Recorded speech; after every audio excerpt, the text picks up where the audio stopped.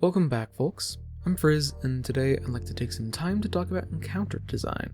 See, everyone, including me, likes to talk about how Pathfinder 2e's encounters are well balanced, and that most moderate encounters are going to feel around the same level of difficulty as other moderate encounters, and that's true for, severe encounters are about as difficult as severe encounters. That is absolutely true, but it is a bit more nuanced than that, so let's talk about it.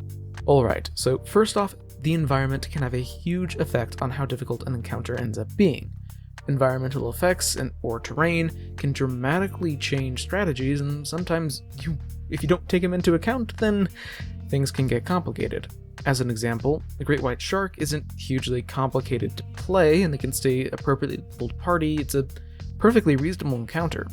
However, if you're fighting a great white, you're almost certainly going to be fighting it in water, and aquatic fights can get crazy very quickly. Not only will the party have to be fighting the huge shark, they're also going to be trying not to drown at the same time. While aquatic combats are generally the most extreme example of terrain being important, something as simple as an environment that requires the PCs to jump around or climb onto things can massively complicate the fight, since not all PCs will be able to reliably pull those off during encounters because they just don't have a good athletics. Speaking of terrain being important, I really cannot underestimate the power of flight. While flying isn't quite as good in 2e, as you have to spend an action every turn to fly or else you're gonna fall, it's still incredibly powerful. I'm not exaggerating when I say that a flying creature who can cast Ray of Frost can probably destroy a lot of parties, since if they can fly in the air and rain down damage and you don't have a good ranged option, you're going to be in a very bad situation.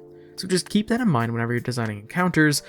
Just keep in mind if your party has any good ranged options, since if they don't, it can get very hard, which, to be fair, can sometimes be a good thing. Next, while it is generally true that the difficulty of encounters is about equivalent if they're worth the same amount of XP, it can be really important for GMs to actually read the stat blocks carefully beforehand. I think that the best examples of why this is so vital is oozes. See, most oozes are immune to critical hits and precision damage, and a lot of them are also immune to piercing and slashing damage. That's a lot of immunities, and if your party relies on any of those damage types, then an ooze encounter can get out of hand very fast, and often punch above its weight class. That can absolutely be a good thing under certain circumstances, but it's nice to know that an ooze fight will be challenging ahead of time. Oozes are just the best example. There are a lot of types of creatures in the game that have some pretty crazy immunities. Ultimately, I know that most of this video can just be summarized as know what your party is weak against so that you don't accidentally make encounters way more difficult than anticipated. But please don't think that that means that I'm saying to not make hard encounters. On the contrary, I find hard encounters that make things difficult for the party super engaging, so long as they aren't constant. Playing a magus and fighting a wisp that's immune to magic absolutely complicates things, but it means that I have to come up with a new way to encounter and deal with that obstacle.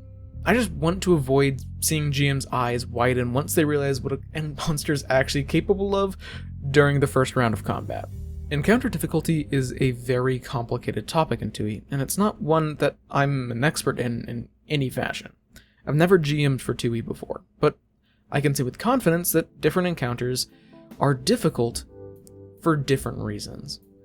Sometimes it's because a creature's damage output is crazy, sometimes it's because there's a dangerous disease that's being spread around, and sometimes it's just because a monster directly counters one of the PCs.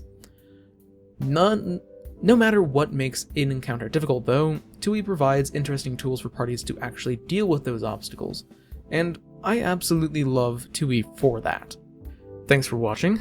This is a video diary that's been rattling around in my head for 3 months now, so it's good to have it out. I'll be talking more about the treasure vault soon, but I just needed to get out a video pretty quick, and this seemed doable.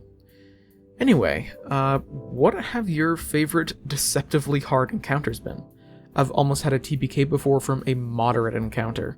Let me know in a comment down below, and subscribe or something while you're down there. And regardless, until I see you next, live a wonderful life.